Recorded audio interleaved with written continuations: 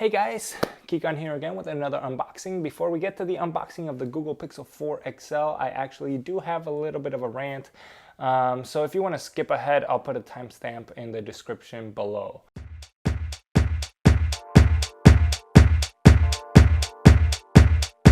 So basically, my experience purchasing the Google Pixel is a little bittersweet. The reason why this video is coming out so late is actually because Google didn't get the phone out to me until November 1st. I was actually gone on a work trip, so I do have a job that requires me to travel. I was up in Chicago for the whole weekend, so I was not able to actually get here and make this video for you till November 3rd. So the phone came out October 24th. You can see how there's a bit of a problem there with the timeline.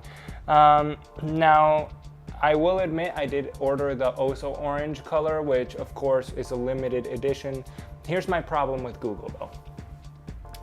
I went online to order the day the announcement came out, right? As soon as that pre-order button came active, clicked on it, started going through the process of buying an Oso orange 128 gigs because we all know 64 gigs is garbage. So I'm going through the process. I do have a Galaxy Note 9 I wanted to trade in, so I'm like, okay, go click on trade in, Samsung, and no Note 9 option. There's an option for a Note 8 and an option for a Note 5, which to me makes absolutely zero sense. The Note 5 was probably the worst Note in the Galaxy's lineup. So nobody has that anyway. I have no idea what Google's thinking. I thought maybe it was a fluke, so I canceled my process, go back, try to do it again. Nope. By that time, it says the 128 is no longer available. It's on a wait time, additional wait. I'm like, okay, all right, so maybe I'll have to go for another color. So I go back into order because I just was kind of over it. I was trying to look to see if there was an error with the phones that you can actually trade in.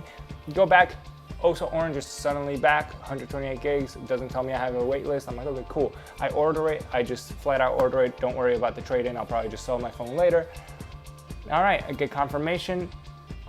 Delivery time, November 21st. This phone comes out October 24th. It was saying that the delivery date wouldn't be till November 21st. Now, here's my first issue. Number one, none of the dates that ever get posted with Google are ever right. The good thing is that they tend to deliver the phone before the date that they give you, but the bad thing is you can never rely on what they're sending you. For example, I thought I would be getting my phone, first it said November 21st, then it said, oh no, we'll get it to you between the 25th and the 28th of October. Awesome, I was super happy, I even tweeted about it. A few days later, your order is delayed, we don't know when it's getting to you. So, I mean, you're talking about a company that deals with information. This company, I use their Google Maps, for example. I use their map software. I literally put, take me to work. Whenever a red line hits, traffic dies down. Now, like it just comes to a complete stop.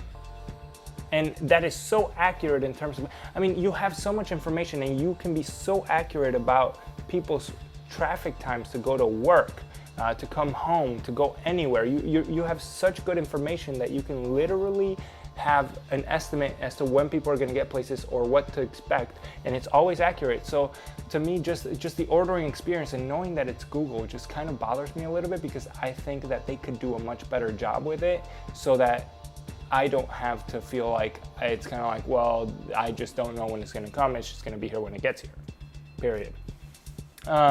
So I know it may seem like a minor thing, but I also did tweet about this because I was pretty frustrated. If I'm gonna want to pick up an order in the store after it comes out, then I wouldn't be pre-ordering. I pre-order the product because I expect it to be at my front door when it comes out. That's literally the experience that you have with iPhone. Every friend, even my wife, uses iPhone. Any single time, I personally have never owned an iPhone, but I'm just saying, every single time that someone pre-orders an iPhone, it's always at their door the day it comes out. I've never seen anybody have a different experience. If you have, leave a comment in the section below. I'd love to learn about it. And if you've ordered a Pixel 4, again, leave a comment in the section below. I think it would be awesome to hear your experience, to see maybe if you had the same or different experience. But again, I do recognize, because I got the orange color, that could have been a reason why. So that's all I have to say about the matter. Without further ado, here's the unboxing. And here it is. It's a pretty nice box. Again, it's always with Google, but let's go ahead and slice it up. So first things first, we're going to be greeted with the phone, which is not as orange as I thought it would be. It's actually more of like a salmon peachish color, but let's check what else is in the box.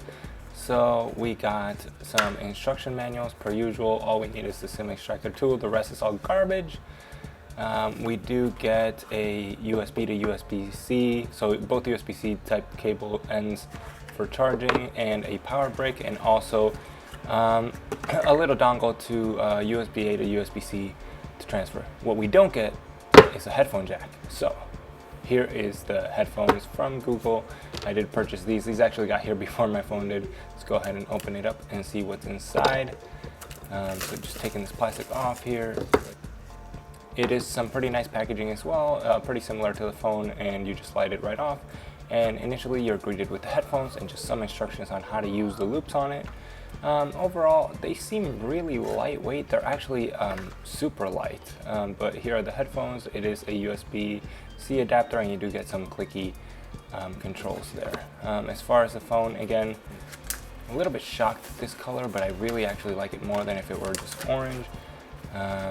As far as the phone, I am actually upgrading from my Galaxy Note 9. So let me just go ahead and show you that right now. It's going to be a little bit different. A lot of people are talking about the wide angle missing, but I only have these two cameras on the Note 9 anyway, the telephone and the regular, so I don't think I'll miss it. I do see the benefit of it, but probably not that big a deal for me. So I'll go ahead and just leave you guys here. I'll make another video with a full review in about a week. And there you have it, the Google Pixel 4 XL unboxing. It is a beautiful phone. Again, it's not as orange as you'd think. Now, the reason why you see some gloss here, I actually have a clear case over it. I like to protect it for some dings and scratches. I also did install a screen protector on there. If you would like to know where to get them, I'll actually include the Amazon link below as well. Leave some comments in the section below. If you enjoyed this video, please give it a thumbs up, subscribe if you'd like to know more, and click the bell if you'd like to get notifications on any future uploads. Until next time.